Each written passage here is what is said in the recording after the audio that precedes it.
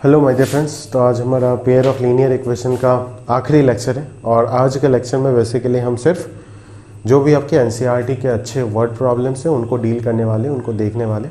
मैं इक्वेशंस को linear equation form करके सॉल्व तो नहीं करने वाला, बट उनको लैंग्वेज को, प्रॉब्लम को पढ़ के स्ट्रक्चर करके उसको किस तरीके से आपको कन्वर्ट करना है, मान लीजिए लीनियर इक्वेशंस में पूरा सिस्टम कैसे बनाना है वो आपको सिखाऊंगा। एंड देन लीनियर सिस्टम बनने के बाद उसको सॉल्व करना बहुत अच्छे से आप ऑलरेडी जानते हो। क्लियर है? तो चलिए स्टार्ट करते हैं। आपका एनसीईआरटी की प्रॉब्लम से स्टार्ट करते हैं।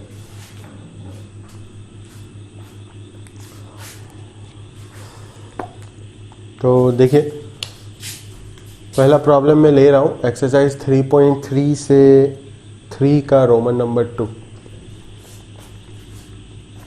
बोला जा रहा है the larger of to supplementary angles. Supplementary angles मतलब ऐसे एंगल्स जिनका समेशन 180 डिग्री होगा। ठीक है। Exceeds the smaller by 18 degrees, find them. अच्छा, तो मान लेते let the two angles B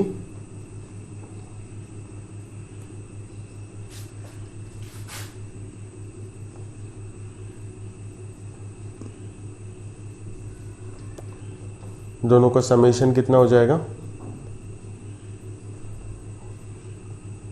where x को y से छोटा मान लेते हैं, क्योंकि एक दूसरे से छोटा तो होगा ही, अदरवाइज तो दोनों के दोनों राइट एंगल हो जाएगा 90-90।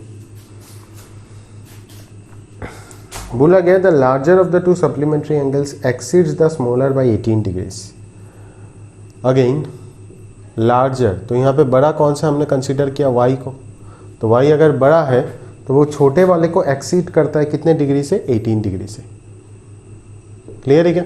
मतलब y is equal to x plus 18 degree. अभी इन दोनों इक्वेशन को सॉल्व कर दो, सिंपली काम खत्म, वहीं पे हो जाएगा। सही बात है? ठीक है। देखिए पता चल रहा है एक 102 डिग्री होगा और दूसरा आपका 78 डिग्री हो जाएगा, 72 डिग्री हो जाएगा। ठीक है, क्लियर है क्या? तो बस आसान सा सिंपल सा क्वेश्चन है, खास कुछ इतना यहाँ पे दिक्कत वाली बात कुछ है नहीं। ठीक है, तो ईजीली अपन कर सकते हैं, तो कर लीजिएगा बस। नहीं, मैंने शायद गलत बता दिया, ट्वाइस एक्स प्लस 18 है ना, तो ये हो जाएगा आपका लगभग 168, तो 84 हो जाएगा, है ना। एक 84 हो जाएगा और दूसरा हो जाएगा आपको 84 आएगा क्या, 168/2, 84, हाँ 84 ही तो है। तो एक अगर 84 है तो दूसरा हो जाएगा आपका 102। क्यों? 84 और 18 कितना होता है, 102 हो जाएगा। क्लियर है क्या? बट 84 और 102 मिलके तो 180 क्या हो रहा है यार यहाँ पे। एक्स प्लस 18 अगर डाल देते तो ट्वाइस एक्स प्लस 18, तो ये हो जाएगा 170, 168। ओह सॉरी, ट्वाइस, हाँ ट्वाइस 84 ही तो है। 84 प्लस 94, 102, तो 84 और 102 मिलके तो 180 होना चाहिए था, बट क्यों नहीं हो रहा है? अजीब इंसान है। x plus x, twice x plus 18 आ जाएगा 180, तो ट्वाइस एक्स का वैल्यू आ जाएगा 162 होगा, इसीलिए तो नहीं हो रहा है। 162 हो जाएगा तो ये 81 हो जाएगा। एक अगर 81 है तो दूसरा हो जाएगा आपका 99, तो 99 और 81 हो जाएगा। ये दोनों एंगल सच दैट दोनों में से एक दूसरे से 18 डिग्री बड़ा है। तो इन दोनों को सॉल्व कर लीजिएगा सिंपली, आपके पास आपका आंसर आ जाएगा। क्लियर है क्या?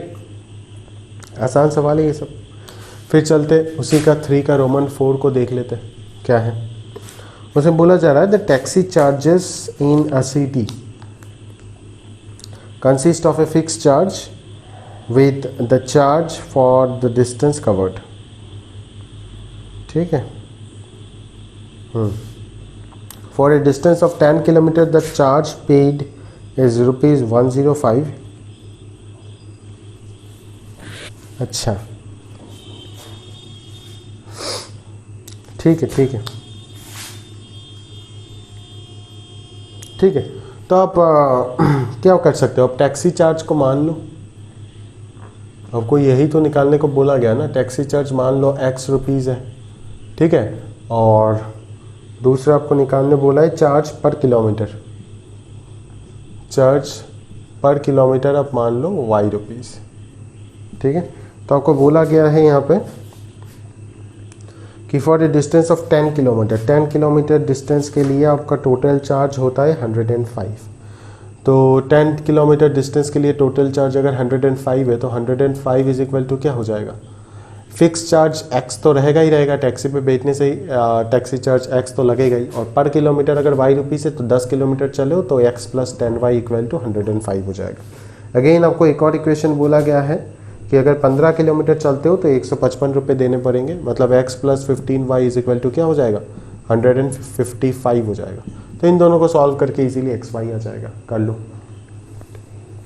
उसके बाद आपको बोला है how much does a person have to pay travelling a distance of 25 kilometre, मतलब x5 निकालने के बाद यहाँ से x प्लस 25y निकाल दीजिएगा। ये बोला है कि एक पर्सन को कितना पे करना पड़ेगा अगर वो 25 किलोमीटर चाहता है, तो फिक्स चार्ज उसको x तो देना ही पड़ेगा, टैक्सी में बैठने से इतना तो देना ही पड़ेगा, मान लो टैक्स के बराबर है, और 1 किलोमीटर का अगर y रुपीज़ है तो 25 किलोमीटर तक 25y आएगा। तो xy का वैल्यू डाल दीजिएगा तो टोटल पेमेंट आ जाएगा जो उनको करना पड़ेगा आफ्टर ट्रेवलिंग ऑफ 25 किलोमीटर।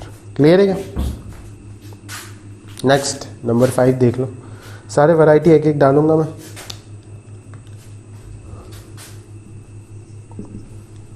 बोला है fraction becomes 9/11,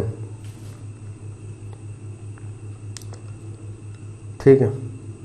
if 2 is added both the numerator and the denominator, अच्छा तो ओरिजिनल फ्रैक्शन मान लेते, लेट द फ्रैक्शन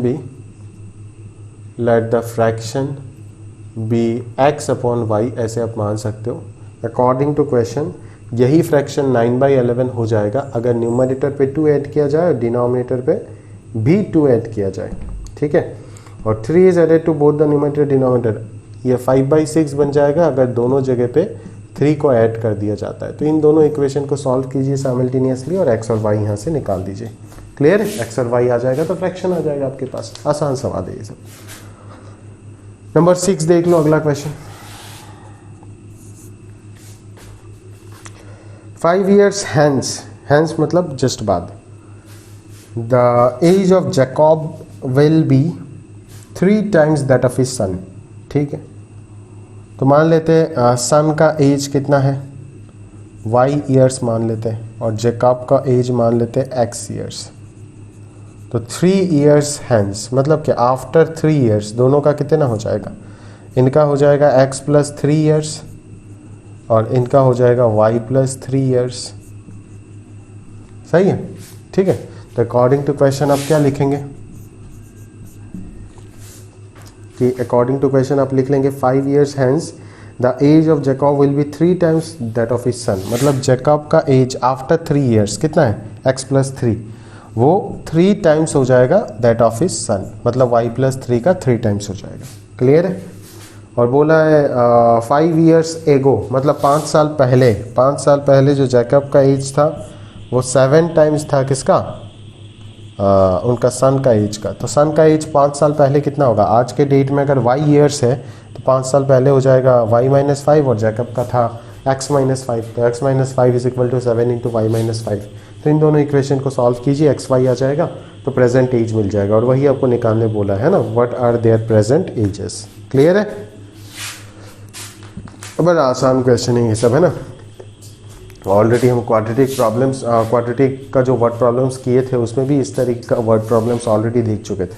बस अभी इत्तेफाक इतना सा है बस कि क्वाड्रेटिक ना करके अभी लीनियर इक्वेशन आ रहा है और 2 वेरिएबल आ गए एक वेरिएबल की जगह पे, ठीक है। क्वाड्रेटिक में भी 2 वेरिएबल इंट्रोड्यूस किया जा सकता है आराम से, ठीक है। चलो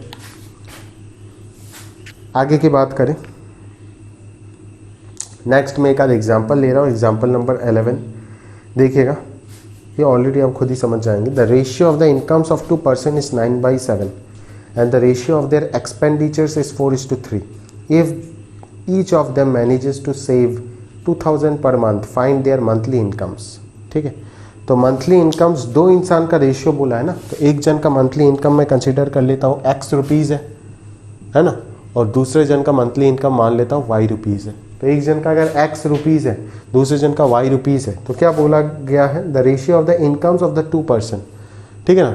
तो 9:7 बोला है दोनों का इनकम। तो इस फर्स्ट पर्सन का इनकम कितना हो जाएगा 9x और सेकंड पर्सन का आप बोल सकते हो 7y।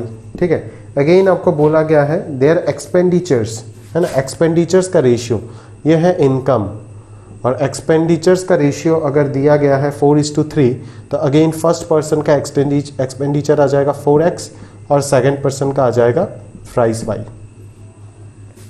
ठीक है ना, समझ में आ रहा है ना आपको, क्लियर है? तो यहाँ से अगर मैं बात करूँ, ठीक है, तो यहाँ से अगर अपन बात करें इजीली तो ये कितना हो जाएगा देखो, ठीक है, बट यहाँ पे 4x और 3y हम कैसे लिखेंगे आप खुद सोचो ना, हमें तो ये नहीं पता ना, हमने तो इनकम को मान लिया, पहले जन का इनकम x, हमें निकालना क्या है ये देख लेते हैं एक बार, फाइंड देयर मंथली इनकम्स। अच्छा, फाइंड देयर मंथली इनकम्स, तो मंथली इनकम्स अगर निकालना है, अच्छा तो हाँ, तो वेरिएबल यहाँ पे दूसरा सेट करना पड़ेगा, इस वेरिएबल से होगा नहीं। वेरिएबल हमें क्या सेट करना पड़ेगा, देखो 9:7 दोनों का इनकम दिया हुआ है, ठीक है, तो मान लो मेरा इनकम है 9x, आपका इनकम है 7y। ठीक है, समझ में आना, क्लियर? मेरा इनकम है 9x, आपका इनकम है 7y, क्लियर है क्या? और अगर मैं एक्सपेंडिचर का बात करूं, सॉरी आपका 7x है, तभी तो 9:7 होगा ना, यहाँ पे मैंने गलत कर दिया, 9x:7y तो होगा नहीं ना, xy कैंसिल कैसे होगा, 9:7 तो आएगा ही नहीं, तो यहाँ पे सेम वेरिएबल डालना पड़ेगा, ठीक है ना, क्योंकि सेम चीज़ का बात चल रहा है ना, इनकम का बात चल रहा है। सिमिलरली एक्सपेंडिचर में जब आऊँगा तब इसका मैं 4y और इसका मैं 3y बोल सकता हूँ, तब जाके पता चलेगा अच्छा दोनों का एक्सपेंडिचर का रेशियो कितना है 4:3, तो पता चल जाएगा कि दोनों अगर 2000 सेव करता है तो इनकम माइनस एक्सपेंडिचर ही तो सेविंग होगा ना, तो 9x माइनस 4y कितना हो जाएगा 2000, और दूसरा जन भी उतना ही सेव करता है तो 7x माइनस 3y हो जाएगा 2000। तो यहाँ से आपके पास जनरेट हो गया दो linear equation in two variable. इस सिस्टम को सॉल्व कर लो किसी भी एक आध मेथड से, क्रॉस मल्टीप्लिकेशन, एलिमिनेशन, सब्सटीट्यूशन, जो आपको पसंद है उससे कर लो, करने के बाद आपको अपना जवाब जो है वो एग्जैक्टली मिल जाएगा यहाँ से, क्लियर है? x और y आ जाएगा, और अगर x और y आ गया तो आप दोनों का इनकम निकाल सकते हो, दैट इज दोनों का इनकम x और y नहीं होगा, दोनों का इनकम डेफिनेटली 9x और 7x होगा, क्लियर है क्या? क्योंकि हमें y से मतलब नहीं है, x से मतलब है, इनकम निकालना है ना। अगर दोनों का एक्सपेंडिचर भी निकालने बोलता देन मैं 4y और 3y निकालता, क्लियर है क्या? समझ में आ रहा है ना? चलो आगे बढ़ते, एग्जाम्पल 13 देखते हैं। चलो 13, the sum of a 2-digit number and the number obtained by reversing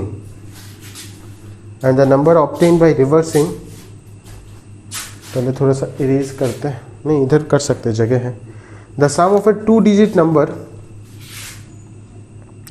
अच्छा तो अगर मैं नंबर को xy कंसिडर कर लूँ तो ये नंबर क्या हो जाएगा 10x + y हो जाएगा, 10th प्लेस और यूनिट प्लेस, ठीक है ना। अच्छा तो sum of a 2-digit number and the number by reversing the digits, ठीक है, 66। तो अभी अगर इसका डिजिट्स को रिवर्स कर देते तो ये yx हो जाएगा, दैट इज 10y + x हो जाएगा, और इन दोनों का समेशन कितना आ जाएगा 66। If the digits of the number differ by 2 find the number, तो दोनों का डिजिट, ओरिजिनल नंबर तो यही था ना, तो इनका डिजिट डिफर करता है बाई 2, मतलब x माइनस वाई कितना है 2 है, तो इन दोनों इक्वेशन को सॉल्व करोगे और x और y आपके पास आ जाएगा। तो नंबर आपको निकालने बोला है, याद रखना नंबर निकालने बोला है। तो x और y अगर आपको मिल गया, ये एग्जाम्पल है, यहाँ पे x और y कितना दिख रहा है। अभी बहुत बच्चे मेरे को यहाँ पे सवाल पूछते हैं सर यहाँ पे x minus y equal to 2 लिखना ही ज़रूरी है क्या? नहीं, ऐसा कोई ज़रूरी नहीं है, आप यहाँ पे y minus x is equal to 2 भी लिख सकते हो, ठीक है। तो आपको बेसिकली हकीकत में यहाँ पे दोनों ही लेकर के चलना है, एक बार इसको केस 1 मान के करना है और एक बार इसको केस 2 मान के करना है, ठीक है। तो ये कंसेप्चुअल क्वेश्चन है, अगर दोनों केस नहीं लेते तो आपके पास एक ही आंसर मिलेगा। आप खुद ही देख लो ना यार, 11 कॉमन जाएगा, x + y = 6 और x माइनस वाई = 2, तो दोनों को जोड़ देंगे तो 2x बराबर कितना आ जाएगा 8, x 4 आ जाएगा, 4 और वो 2 आ जाएगा, खत्म बात, 42 आएगा आपके पास, क्लियर है। बट अगर आप y माइनस एक्स = 2 कंसिडर करोगे देन 24 आएगा, ठीक है। तो 42 और 24 दोनों ही करेक्ट है, क्लियर है क्या? क्योंकि दोनों को रिवर्स करके जोड़ने से आराम से 66 आ जाता है आपके पास, ठीक है, और दोनों का डिफरेंस भी 2 है, ठीक है ना। तो अभी तो ये नहीं बोला है ना कि 10th प्लेस से यूनिट प्लेस का डिफरेंस या फिर यूनिट प्लेस के 10th प्लेस का डिफरेंस ये तो मेंशन नहीं किया है ना, तो अगर मेंशन नहीं किया है तो दोनों को लेके चलना पड़ेगा और आपको दोनों ही आंसर कंक्लूड करना पड़ेगा। That is 42 and 24 both can be your possible answers. Clear है क्या, समझ में आ रहा है? तो अकॉर्डिंगली आप कीजिएगा। एग्जाम्पल 13 आप बुक के में आराम से देख सकते हो। अगला सवाल करते चलिए। 3.4 का एक आध क्वेश्चन ले लेते हैं। 3.4 का चलिए आखिरी वाला प्रॉब्लम ले लेते हैं। रोमन 5 जो दिख रहा है प्रॉब्लम उसको ले लेते हैं, है ना। चलिए आसान चीज़ें ये सब, है ना, इतना कोई हैवी चीज़ तो है नहीं जो तकलीफ होगा।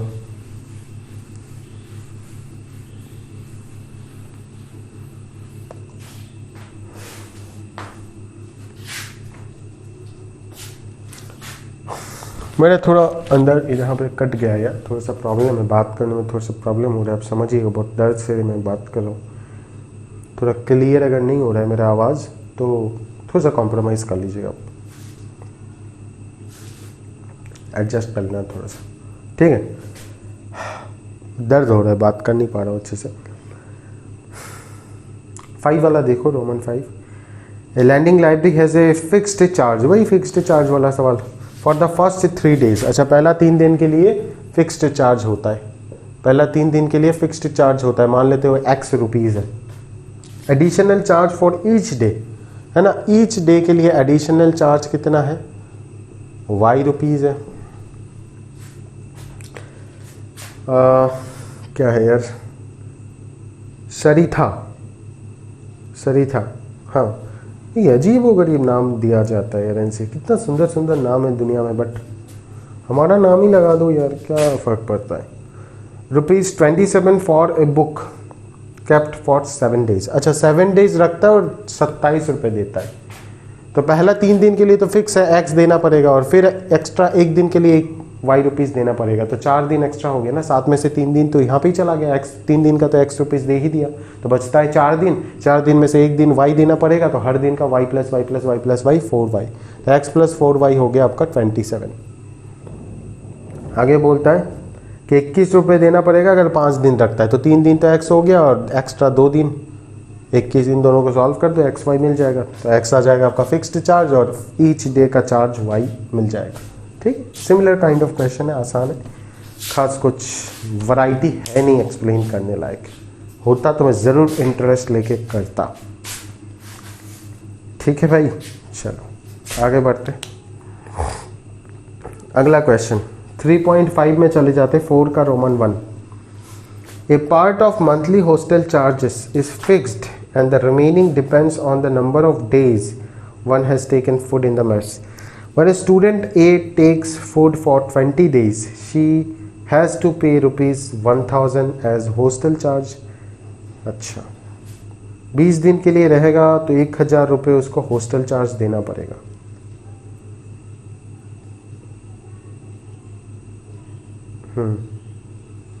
तो मंथली हॉस्टल चार्ज तो फिक्स्ड उनको देना ही पड़ेगा x रुपीज़, और 20 दिन के लिए अगर देगा तो 1 दिन के लिए y रुपीज़, वही तो निकालने बोला है ना। Find the fix charge and the cost of food per day. 1 दिन का खाना मान लो y रुपीज़ है, तो 20 दिन रुकेगा तो 20y है, तो टोटल दे रहा है वो 1,000 रुपये।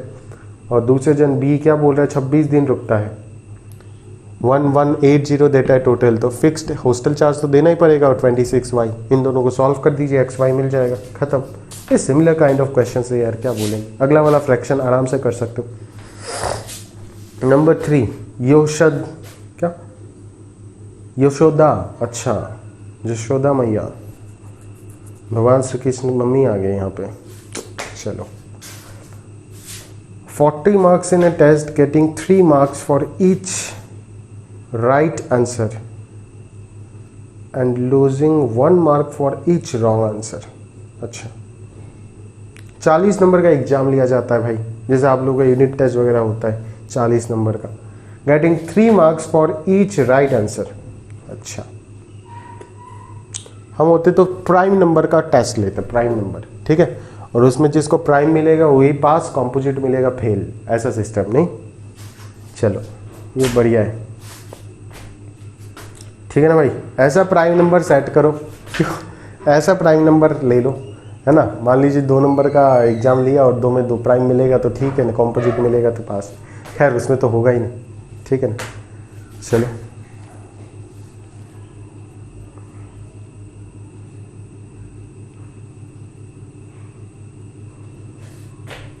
क्या अजीब व गरीब सवाल है यार, पता नहीं क्या। 40 marks in a test, getting 3 marks for each right answers and losing 1 mark for each wrong answer। अच्छा, 40 नंबर का एग्जाम में हर एक करेक्ट आंसर के लिए 3 नंबर दिया जाता है और गलत के लिए 2 दिया जाता है। 50 नंबर तब उनको मिलता है जाकर के। अच्छा, 40 तभी मिलता है जब करेक्ट आंसर के लिए 3 दिया जाता है और गलत के लिए 1 दिया जाता है। तो मान लो x उन्होंने करेक्ट किया तो टोटल थ्राइस x हो जाएगा, और गलत के लिए उनको कितना दिया जाएगा भाई? गलत के लिए 1 मार्क है ना, डिडक्ट किया जाएगा 1 मार्क है ना, लूजिंग 1 मार्क। तो माइनस, मान लो y उन्होंने गलत किया तो 1 इंटू वाई, तो 3x माइनस 1 इंटू वाई 40 हो जाएगा एक इक्वेशन। दूसरा हो जाएगा आपका, मान लीजिए 4 marks been awarded for each correct answer. 4 number correct के लिए दिया जाता है और 2 नंबर डिडक्ट कर दिया जाता है, तब उनको 50 मिलता है। तो आपको ये निकालना है कि उन्होंने कितना, how many questions were there in the test. अच्छा, तो यहाँ पे तो कॉन्ट्राडिक्शन आ जाएगा, तो हम x निकालेंगे y निकालेंगे, दोनों को जोड़ देंगे तो टोटल क्वेश्चन मिल जाएगा। बट अगर कोई बच्चा होशियार है और उसने अगर कोई क्वेश्चन छोड़ रखा है तो तब क्या करेंगे? तो यहाँ पे मेंशन करना चाहिए था कि उन्होंने सारे क्वेश्चन बाकायदा अटेम्प्ट किया है। ठीक है, सारे क्वेश्चन अगर अटेम्प्ट किया जाता है तभी ऐसा चीज़ पॉसिबल होगा, अदरवाइज नहीं होगा। ठीक है, क्योंकि यहाँ पे x को हमने माने कि वो नंबर ऑफ क्वेश्चंस जो उन्होंने करेक्ट किया, y को हमने माने वो नंबर ऑफ क्वेश्चंस जो उन्होंने रॉन्ग किया है। तो x प्लस वाई तो total number of attempted question हो गया ना। जो अनअटेम्प्टेड क्वेश्चन है वो भी तो टेस्ट में आ सकते हैं ना। एग्जाम बनाने, सवाल बनाने वाले का दिमाग नहीं यार। चलो अगला क्वेश्चन में चलते हैं। आप कंसीडर कर लीजिएगा बाकायदा उसने सारे क्वेश्चंस अटेम्प्ट कर रखा है, उधर अपना दिमाग मत लगाइएगा, नहीं तो बोर्ड वाला अपना गड़बड़ कर देगा। ठीक है, number 4, places A and B are 100 kilometre apart on a highway. अच्छा, यहाँ पे आपका घर, यहाँ पे आपका वो का घर, और इन दोनों के बीच का डिस्टेंस है 100 किलोमीटर। बहुत ज़्यादा नहीं हो गया, 10 किलोमीटर होता तो फिर भी काम चला लेते। चलिए कोई बात नहीं, ऐसे ही चल जाएगा। क्यों? 1 car starts from A and another from B at the same time. ठीक है, तो एक जन मिलने का मन किया एक आध दिन, तो आपने इधर से आए, उन्होंने इधर से आना स्टार्ट किया। अच्छा, if the car travels in the same direction, अरे बाप रे, सेम डायरेक्शन मतलब वो भी निकली आप भी निकले इस डायरेक्शन में। अगर सेम डायरेक्शन में जा रहे हो तब क्या बोला गया? तब आप दोनों मिलोगे 5 आवर्स में। अच्छा, और अगर ऑपोजिट डायरेक्शन में जा रहे हो तो 1 घंटे में मिल जाओगे। तो स्पीड क्या है वो निकालना है। ठीक ठाक सवाल है, ठीक ठाक सवाल है जनाब। फीलिंग भले ठीक ठाक ना हो बट सवाल अच्छा है। ठीक है, तो 100 किलोमीटर है, तो मेरे को निकालना है कि speed of the two cars. तो मैं मान लेता हूँ इसका स्पीड है x किलोमीटर पर आवर और इसका स्पीड है y किलोमीटर पर आवर। ठीक है, तो अगर दोनों सेम डायरेक्शन में जा रहा है तो कितने घंटे बाद मिलेगा? 5 घंटा बाद। तो 5 घंटे में ये कितना चला जाएगा? 5x s equal to v t, ये 5x चला जाएगा और ये कितना चली जाएगी? 5y। ठीक है, ये कितना चली जाएगी? चली जाएगी 5y। ठीक है, तो अगर 5 घंटा बाद उनको मीट कर जाना है, ठीक है, तो ये जितना ट्रेवल कर लिया 5x और इन्होंने जितना ट्रेवल कर लिया 5 घंटे में, उन दोनों का डिफरेंस इसके इक्वल होना चाहिए ना। क्लियर है? मान लो 5 घंटे में इन्होंने जितना ट्रेवल किया और इन्होंने जितना ट्रेवल किया उसमें से इनका ज़्यादा होना पड़ेगा, तभी तो मीट कर पाएंगे। ऑब्वियसली ये ज़्यादा होना पड़ेगा, नहीं तो पता कैसे चलेगा कि कितना, समझ ही रहे हो। तो 5x minus 5y is equal to 100, तभी तो मीट कर पाएगा ना। क्लियर है क्या? और अगर ऑपोजिट डायरेक्शन में चलते तब तो मान लो इस जगह पे आके मीट कर गए दोनों, इधर से आए लैला मजनू, तो मीट करके तो ये कितना डिस्टेंस चलेगा? 5x, ये चलेगा 5y, तब दोनों का समेशन किसके इक्वल हो जाएगा? 100 के। बस दो सुंदर सुंदर लड्डू टाइप के इक्वेशंस आपको दिख के सॉल्व कर लीजिए इनको, xy मिल जाएगा, दोनों गाड़ी का स्पीड मिल जाएगा। बट कंसेप्ट अच्छा था, सवाल को इंटरप्रेट करना इक्वेशंस में ये ज़रूर अच्छा था, मैं ये अच्छा बोलूँगा जिन्होंने भी सवाल बनाए। क्लियर है, समझ में आ रहा है ना? ठीक है, तो इस कंसेप्ट को समझिएगा अच्छे से। ठीक है, ये distance of separation and approach का जो कंसेप्ट होता है वही यूज़ किया गया है। ठीक है, समझ में आ रहा है ना? तो ध्यान से थोड़ा सा समझिएगा बात को, जैसे ही समझ जाएंगे पूरा पूरा मामला क्लियर हो जाएगा। ठीक है, कि 5x माइनस 5y बराबर 100 क्यों हुआ और 5x प्लस 5। मान लो ना कि एकदम से 5 घंटा में उन्होंने यहाँ से यहाँ तक ट्रेवल किया और वही 5 घंटे में ये यहाँ से यहाँ तक आया, तो 5x plus 5y equal to total distance होना ही पड़ेगा, नहीं तो वो मीट कैसे करेगा। अगर यहाँ पे मीट कर रहा है तो इन्होंने जितना यहाँ तक ट्रेवल करना पड़ेगा और इनको यहाँ तक ट्रेवल करना पड़ेगा, तो ऑब्वियसली इन दोनों डिस्टेंस का समीशन तो पूरा लाइन सेगमेंट के इक्वल ही होगा ना, ऑब्वियसली 100 होगा। ठीक है, और पहले वाले में डिफरेंस होगा। मान लो 5 घंटे में वो यहाँ तक आ गई और ये यहाँ तक आ गई, तो net 5x minus 5y is equal to 100, या फिर 5x is equal to 5y plus 100, एक ही बात है। क्लियर है क्या? चलो आगे बढ़ते हैं अगला क्वेश्चन में। The area of a rectangle gets reduced by 9 square units if the length is reduced by 5 units and the breadth is increased by 3 units. सब आसान सवाल है यार, क्या बताएं बोलो। The area of the rectangle gets reduced by 9 square units. अच्छा, area of a rectangle, मान लेते लेंथ x है, ब्रेड्थ y है, तो एरिया हो जाएगा xy। तो area of a rectangle gets reduced by 9 square units, area reduce हो जाएगा 9 स्क्वायर यूनिट से अगर मैं लेंथ को 5 यूनिट से रिड्यूस कर देता हूँ और ब्रेड्थ को 3 यूनिट से इंक्रीज कर देता हूँ, ब्रेड्थ को 3 यूनिट से इंक्रीज कर देता हूँ। देखो ठीक है, नहीं ये नहीं होगा, ये होगा। ठीक है, अगर मैं देखो ये था आपका ओरिजिनल लेंथ और ब्रेड्थ, तो ओरिजिनल एरिया आपका ये था, तो बोला है एरिया रिड्यूस हो जाएगा 9 स्क्वायर यूनिट। मतलब किससे रिड्यूस हो जाएगा? जो ओरिजिनल था उससे कम होगा, तो उससे 9 रिड्यूस हो जाएगा। कब? अगर मैं लेंथ को 5 घटा देता हूं और ब्रेड्थ को 3 इंक्रीज कर देता हूं, तब जो नया एरिया होगा वो पहले वाले ओरिजिनल एरिया से 9 स्क्वायर यूनिट रिड्यूस हो जाएगा। That's why this new area must be xy minus 9। Clear है?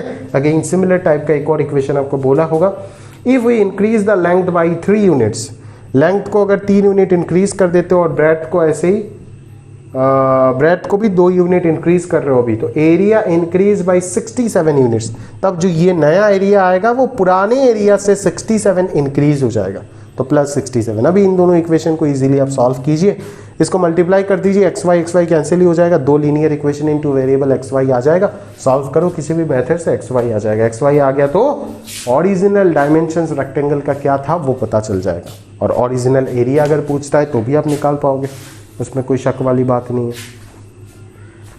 अगला, ये एक्सरसाइज तो खत्म हुआ। अगला एग्जाम्पल नंबर 19, वही अपस्ट्रीम डाउनस्ट्रीम जो मैं बहुत ही डिटेल में आपका एक्सप्लेन कर चुका हूँ क्वाड्रेटिक में, तो यहाँ पे और मैं नहीं बताऊंगा। आपको अगर देखना है तो क्वाड्रेटिक का वर्ड प्रॉब्लम वाला लेक्चर देख लीजिए, उधर आपका सारा मामला क्लियर हो जाएगा। ठीक है, चलो 3.6,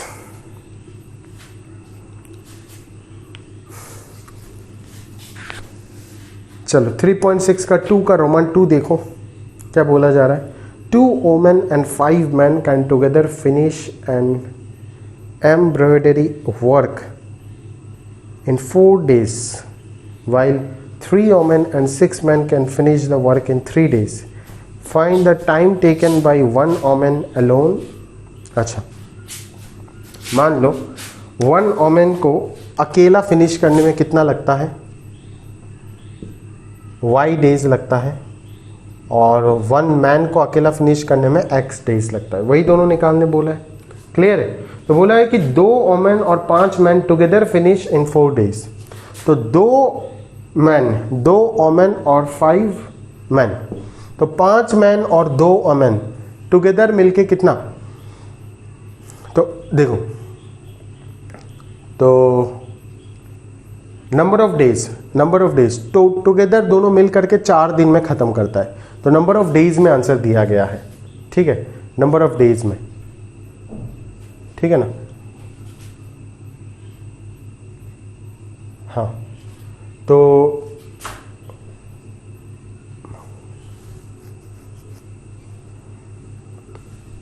अगर मैं ध्यान से देखूँ तो इक्वेशन कैसे फॉर्म करूँगा, यहाँ से 2 वोमेन और 5 मैन मिलके टुगेदर 4 दिन में काम ख़त्म करता है। तो एक दिन में कितने वोमेन कर सकते हैं? एक दिन में 1/y, ठीक है ना। तो हमारे पास तो 2 वोमेन है, ठीक है। 1 वोमेन हमें निकालने क्या बोला है? बोला है find the time taken by 1 women alone to finish. अच्छा, ये टाइम है, y डेज टाइम है ना। तो 2 वोमेन और 5 मैन, तो 2 वोमेन और 5 मैन मिल करके 4 दिन में ख़त्म करता है, ठीक है।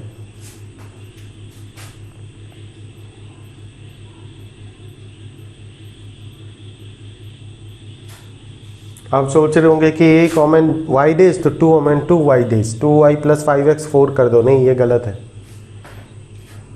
एक वोमेन अगर y डेज में काम ख़त्म कर रहा है, 2 वोमेन 2y डेज पे थोड़ी ना होगा, उससे कम में करेगा, ठीक है। तो इसीलिए हम यहाँ से नंबर ऑफ डेज का हिसाब निकालते हैं, क्योंकि आंसर जो है वो नंबर ऑफ डेज में दिया हुआ है ना। तो एक दिन में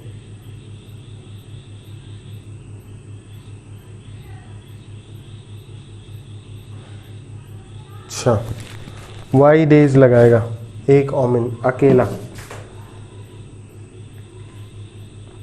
ठीक है ना। तो एक वोमेन अगर अकेला y डेज लगाएगा, है ना, तो एक दिन amount, total amount of work, ठीक है। हमें बोला गया, यार फ्रेम नहीं कर पा रहा हूँ मैं। Find the time taken by 1 women alone to finish the work. Find the time taken, time निकालना है, by 1 women alone to finish the work. 1 women alone हम मान लिए y डेज में फिनिश करता है, और 1 मैन अलोन x डेज में फिनिश करता है ना। तो 2 वोमेन और 5 मैन मिलके कितना करेगा, है ना। 2 वोमेन मिलके कितना करेगा? एक जने अगर y डेज पे ख़त्म करता है तो 2 वोमेन मिलके 2/y डेज में कंप्लीट करेगा, है ना। और साथों साथ 5/x हो जाएगा, और वही किसके इक्वल आ जाएगा? 4 डेज के इक्वल आ जाएगा, बिल्कुल, ठीक है। सिमिलरली आगे अगर मैं देखूं तो 6 man while 3 women and 6 man, 3/y + 6/x is equal to 3 women and 6 man 3 days. तो ये इक्वेशन रिड्यूसिबल इन 2 वेरिएबल हो गया। यहाँ से आप वही 1/x को u और 1/y को v सब्सटीट्यूट करके uv निकालो, देन xy निकल जाएगा, ठीक है। बट फ्रेमिंग इसका थोड़ा सा टफ था, तो उसके अकॉर्डिंग आपको सोचना पड़ेगा। क्लियर है क्या? चलो ठीक है। तो इन दोनों को सॉल्व कर दो, या फिर डायरेक्टली आप एलसीएम लेके भी कर सकते हो। अगर सब्स्टिट्यूट करने का मन नहीं है तो वैसे भी कर सकते हो। क्लियर है क्या? ठीक है, तो बात को ध्यान से समझिएगा। आगे बढ़ते हैं अगला क्वेश्चन में, नंबर 3 में। Geetu travels 300 kilometre to her home partly by train and partly by बस।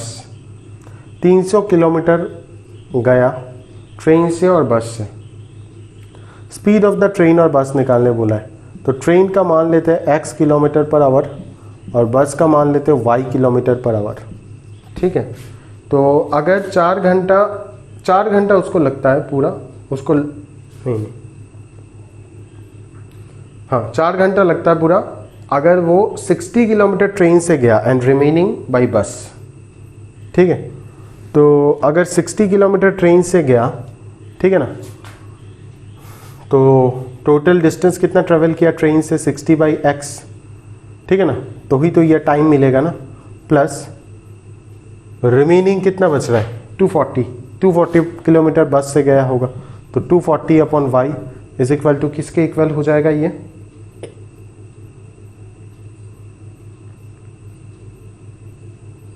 हाँ 4 आवर्स के इक्वल हो जाएगा। सही है।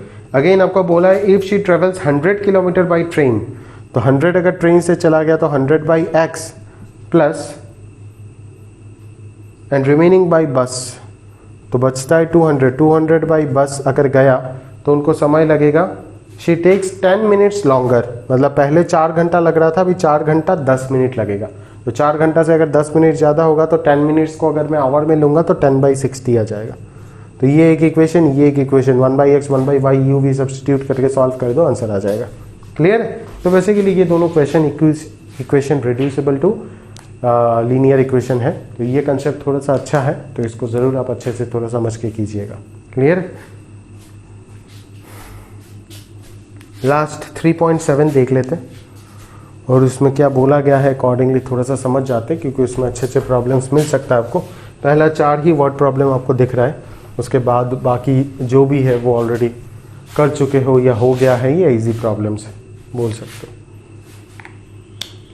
तो देखते हैं पहला प्रॉब्लम उसमें क्या दिया गया है। द एजेस ऑफ 2 फ्रेंड अनी and Biju differ by 3 years. अच्छा, 2 जन का एज का डिफरेंस कितना है? 3 ईयर्स।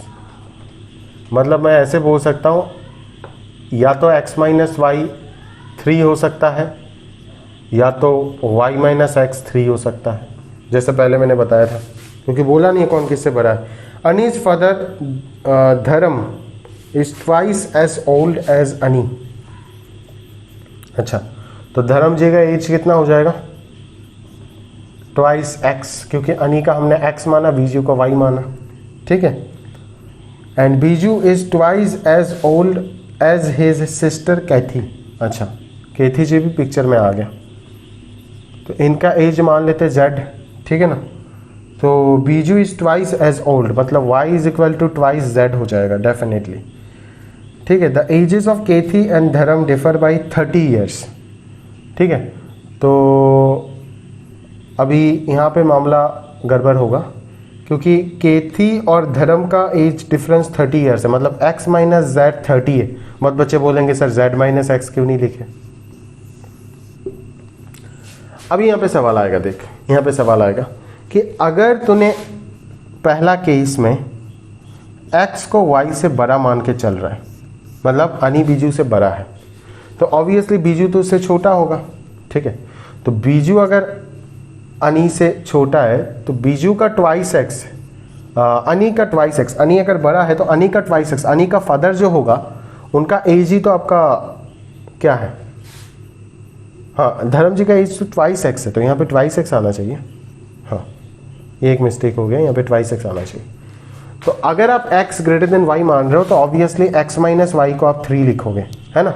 देन आप y is equal to 2z तो लिखोगे ही लिखोगे, है ना। और यहाँ पे कौन सा इक्वेशन आप कंसीडर करोगे? Definitely twice x minus z ही लिखोगे, क्योंकि y is equal to 2z, मतलब y तो z से बड़ा है, तो y भी अगर z से यहाँ से बड़ा निकल गया है तो ऑब्वियसली x z से बड़ा तो होगा ही होगा, तो 2x minus z is equal to 30 हो जाएगा। क्लियर है क्या? समझ में आ रहा है? अच्छा, और दूसरे केस में अगर आप x को y से छोटा मानते हो तो आप y minus x equal to 3 लिखोगे, ठीक है। तो उस वक्त आपका y is equal to twice z जाएगा, ठीक है। तो उस वक्त देखो, उस वक्त सवाल आ जाएगा कि ऐसा ज़रूरी नहीं, अभी बीजू जो है वो अनी से बड़ा है, ठीक है। तो अनी का फादर जो है वो बीजू का सिस्टर से तो बड़ा भी हो सकता है, छोटा भी हो सकता है, तो यहाँ पे कुछ कमेंट नहीं कर पाऊंगा मैं, ठीक है। यहाँ पे चेक करना पड़ेगा, यहाँ पे दोनों इक्वेशन लेके ही मुझे चेक करना पड़ेगा, एक मुझे ये लेके भी चेक करना पड़ेगा और एक मुझे ये लेके भी चेक करना पड़ेगा, ठीक है। समझ में आ रहा है? तो एक इधर से सॉल्व करके आप XYZ निकालो, एक इस सिस्टम से सॉल्व करके XYZ निकालो और एक इस सिस्टम से सॉल्व करके XYZ निकालो। ये तीनों सिस्टम को सॉल्व करो, सॉल्व करके आप XYZ निकालो और निकाल के आप चेक करो कि कहाँ पे ये सारे कंडीशंस फॉलो कर रहा है, ठीक है ना। कहाँ पे ये सारे कंडीशंस जो है वो एग्जैक्टली फॉलो कर रहा है। ये अगर हमने लिखा तो ऑब्वियसली हमने ट्वाइस एक्स जेड से ग्रेटर कंसीडर किया, ये अगर हमने लिखा तो ऑब्वियसली मैंने जेड को ट्वाइस एक्स से बड़ा कंसीडर किया, ठीक है ना। क्लियर है? तो ऑब्वियसली यहाँ से y जो है वो तो z से बड़ा होगा ही होगा।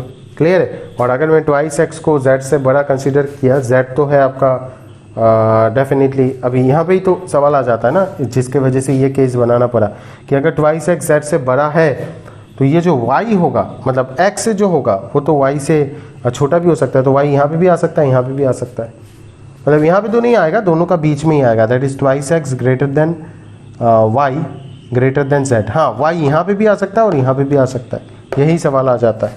क्लियर है क्या? ठीक है, ये भी हो सकता है और ये भी हो सकता है।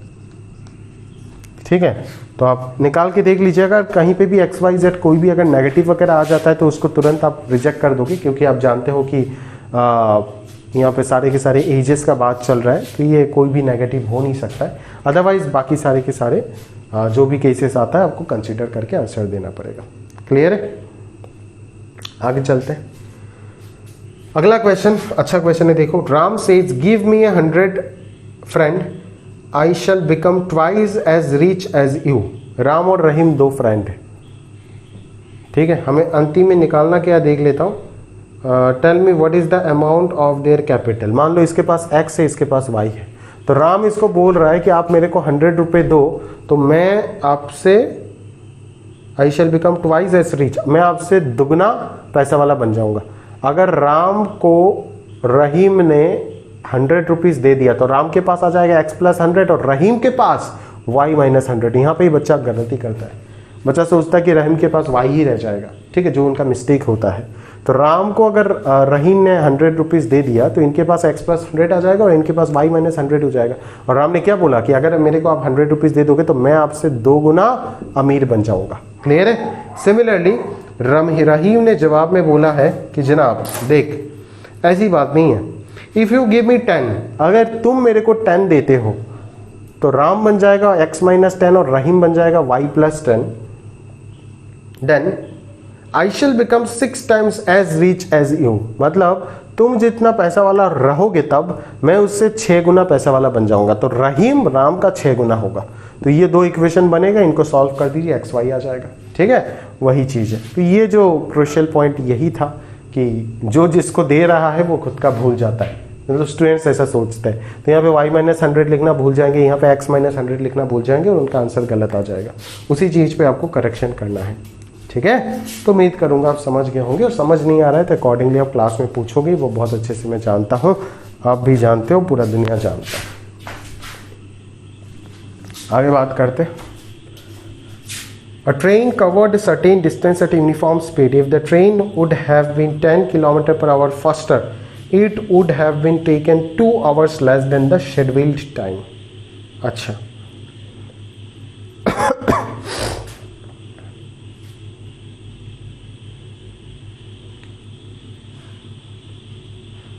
ठीक है। A train covered a distance, certain distance, uniform speed. अच्छा, हमें निकालना क्या है? Find the distance covered by the train. A train covered a certain distance at a uniform speed. Uniform speed मतलब as is equal to v2 आप लगा सकते हो, s बराबर vt, distance equal to speed into time। Uniform speed नहीं होता तो ये एप्लीकेबल नहीं है, ये इतना फिजिक्स में पढ़ के आए होंगे। If the train would have been 10 km/h faster, अगर ट्रेन का स्पीड 10 km/h ज़्यादा होता है, मान लिया मैंने ट्रेन का स्पीड x है, it would have been taken 2 hours less than the scheduled time। अच्छा, तो मान लेता हूँ उस ट्रेन का स्पीड इतना है x और उसको शेड्यूल्ड टाइम जो लगता है वो y है, तो मान लो y - 2 आवर्स उसको कम समय लगेगा। ठीक है, तो डिस्टेंस, ओरिजिनल डिस्टेंस कितना होगा? ओरिजिनल डिस्टेंस, अगर ट्रेन का स्पीड x है और ओरिजिनल शेड्यूल्ड टाइम y है, तो ओरिजिनल डिस्टेंस तो स्पीड इनटू टाइम xy ही होगा ना।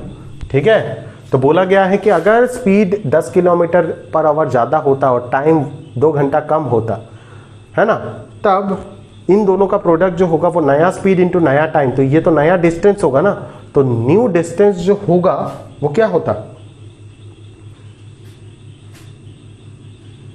हाँ, मतलब बोला गया है कि if the train would have been 10, मतलब अगर 10 किलोमीटर ज्यादा स्पीड बढ़ा देता तो 2 घंटा कम में ही वही डिस्टेंस कवर कर लेता, वही बोला जा रहा है। 2 आवर्स कम में ही वही डिस्टेंस ट्रेवल कर लेता, मतलब ये जो नया डिस्टेंस है वो पुराने डिस्टेंस के इक्वल हो जाता अगर 10 किलोमीटर स्पीड बढ़ा देता 10 km/h और 2 घंटा कम टाइम में वो पहुंच जाता। ठीक है, देन डिस्टेंस रिमेन सेम। ठीक है, अगेन आपको सेम चीज़ बोला है कि अगर वो 10 किलोमीटर पर आवर स्लो हो जाता है, मतलब स्पीड अगर 10 कम कर देता है, तब उसको 3 घंटा ज़्यादा टाइम लगेगा उसी को कंप्लीट करने में। दैट इज XY डिस्टेंस को ही कंप्लीट करने में तब उसको पहले 2 घंटा कम लग रहा था, अभी उसको 3 घंटा ज़्यादा लगेगा। मतलब टाइम जो था वो पहले शेड्यूल टाइम Y था तो Y+3 हो जाएगा। तो ये भी अच्छा क्वेश्चन है, बच्चे फ्रेम नहीं कर पाते इस सिस्टम को। ठीक है, पकड़ ही नहीं पाते कि डिस्टेंस जो होगा वो X और Y होगा, पहले तो वेरिएबल किसको एज्यूम करना है वही पकड़ नहीं पाते। तो ये भी एक अच्छा क्वेश्चन हो गया, बिल्कुल है ना। ऑप्शनल के जो भी क्वेश्चन है वो अच्छे क्वेश्चन से मेरे को दिख रहे हैं ना। ये चारों के चारों क्वेश्चन अच्छा क्वेश्चन है। अब अच्छे से इसको समझ के फाइनल सॉल्यूशन तक निकाल के आंसर वगैरह मैच करवा के फिर छोड़ना। क्लियर है क्या, समझ में आ रहा है? चलो, तो इस सिस्टम को आप सॉल्व कर दो तो यहाँ से X और Y आ जाएगा। और आपको निकालने बोला है find the speed of distance covered by the train, मतलब X × Y निकालना है तो XY निकाल देना। तो अच्छा क्वेश्चन है, देखो बिल्कुल अच्छा क्वेश्चन है, ध्यान से कीजिएगा इसको। लास्ट क्वेश्चन देख लेते हैं। The student of a class are made to stand in rows. ठीक है, find the number of students in the class. अच्छा, वही यहाँ पे बोला गया है, सेम 3 का ही फ्लेवर है। 3 का ही फ्लेवर मेरे को दिख रहा है कि 3 student extra in a row, then there would be number of row. हाँ, मतलब वही चीज़ है। मान लेता हूँ टोटल X रो है और Y स्टूडेंट है पर रो। ठीक है, Y स्टूडेंट पर रो अवेलेबल है और टोटल X रो है, तो टोटल नंबर ऑफ स्टूडेंट कितना हो जाएगा क्लास में?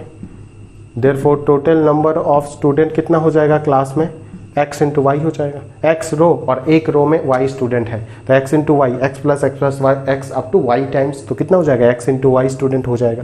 तो अकॉर्डिंग टू क्वेश्चन आप क्या बोलोगे यहाँ पे? अकॉर्डिंग टू क्वेश्चन आप बोलोगे कि इफ 3 स्टूडेंट्स आर एक्स्ट्रा इन अ रो। ठीक है, तो एक रो में अगर 3 स्टूडेंट एक्स्ट्रा आप घुसा देते हो, अच्छा मतलब क्या, नंबर ऑफ स्टूडेंट्स पर रो अगर 3 बढ़ जाता है मतलब Y+3 होगा। ठीक है, X तो नंबर ऑफ रोज है, ठीक है ना। तो आपको स्टार्टिंग में ये सब लिखना पड़ेगा अच्छे से। हाँ, मैं कुछ लिख नहीं रहा हूँ कि let the number of rows be X and number of total number of students per row be Y। ठीक है, फिर therefore total number of students equal to XY in the class equal to XY। फिर according to question Y+3 अगर हो जाए, है ना, then there would be 1 row less. मतलब हर एक रो में अगर 3 स्टूडेंट ज़्यादा घुसा देते हो तो एक रो कम लगेगा, मतलब नंबर ऑफ रो एक घट जाएगा। ठीक है, और उनका प्रोडक्ट ही किसके इक्वल आ जाएगा? Total number of students in the class, that is XY के इक्वल आ जाएगा। क्लियर है क्या? अगेन जो सेकंड कंडीशन होगा वो क्या होगा? If 3 students are less in a row, मतलब एक रो में अगर 3 स्टूडेंट कम हो जाता है तब total number of student XY तो रखना पड़ेगा क्योंकि क्लास में तो उतना ही स्टूडेंट है, तो आपको नंबर ऑफ रो इंक्रीज करना पड़ेगा, देखना है ना। देन देयर वुड बी 2 रोज मोर, मतलब X प्लस क्या आ जाएगा यहाँ पे? 2 आ जाएगा। ठीक है, तो उन दोनों सिस्टम को सॉल्व करके यहाँ से XY निकाल दो और जैसे XY आ जाता है आपके पास टोटल नंबर ऑफ रोज आ जाएगा and number of students present in each row भी मिल जाएगा। क्लियर, समझ में आ रहा है ना? तो यही है आपका वर्ड प्रॉब्लम। ठीक है, क्वाड्रेटिक का वर्ड प्रॉब्लम का लेक्चर, और ये लेक्चर देखने के बाद मेरे को नहीं लगता कि वर्ड प्रॉब्लम में कोई डाउट आना चाहिए आपको। फिर भी अगर आ रहा है तब तो अपन क्लास में अकॉर्डिंगली डिस्कस करेंगे ही करेंगे, उसमें तो कोई शक वाली बात है ही नहीं। बस एक ओवरव्यू देना था 1 घंटे के अंदर, जो मैंने सफिशिएंट बहुत ही अच्छे तरीके से मेरे को लग रहा है कि मैंने दे दिया, बट कितना अच्छे से दे पाया क्योंकि एक भी क्वेश्चन मैंने सॉल्व नहीं किया पूरा। ठीक है, वो तो जब क्लास में आप लोगों से मिलूंगा तभी पता चलेगा। ठीक है, तो बाकायदा पूरा लेक्चर को अच्छे से देख के लगभग 90% क्वेश्चन ही मैंने डिस्कस कर दिया, कुछ एक आध छोड़ के जो आप बहुत ही ईजी आप इजीली कर पाओगे। तो सारे क्वेश्चन आप अच्छे से पूरा चैप्टर 3 NCERT मैथ्स कंप्लीट करके आइएगा। अगले क्लास में हम पूरा A to Z अच्छे से डिटेल में डिस्कस करेंगे। जो भी डाउट्स यहाँ पे रहेगा एक एक चीज़ आपको वापस बताया जाएगा, चाहे लेक्चर का क्वेश्चन हो ना हो कुछ भी हो। ठीक है, एक एक चीज़ आपको बहुत अच्छे से बताया जाएगा। आप बस अच्छे से दिमाग लगा के पढ़ के बाकायदा अच्छे से लैंग्वेज वगैरह लिख के लेट वगैरह जो भी लिखना है सब कुछ अच्छे से लिख के कंप्लीट करके नोट्स अच्छे से तैयार करके आप एक एक क्वेश्चन खुद से सॉल्व करके समझ के आइएगा क्लास में। कोई अगर डाउट्स रहता है तो चैप्टर 3 का आखिरी क्लास है, अपन बहुत अच्छे से आपको डिस्कस करके सब कुछ बता देंगे। क्लियर है? तो चलिए आज के लिए यहाँ तक समाप्त करते हैं हमारा लेक्चर। चैप्टर 3 खत्म हुआ, आगे स्टार्ट होगा हमारा coordinate geometry, then trigonometry, onwards चलता जाएगा जर्नी। ठीक है, तो मिलेंगे अगले लेक्चर में, है ना, कोऑर्डिनेट ज्योमेट्री के साथ। तो आज के लिए यहाँ तक समाप्त करते हैं, और कोई अगर डाउट्स होता है तो कमेंट्स में पूछ लीजिएगा अकॉर्डिंगली, और उसके बाद भी अगर डाउट रहता है तो क्लास में पूछ ही सकते हो या फिर क्लास में ही पूछ लीजिएगा डायरेक्टली। क्लियर है क्या? तो चलो दोस्त, आज के लिए यहाँ तक समाप्त करते हैं। अलविदा।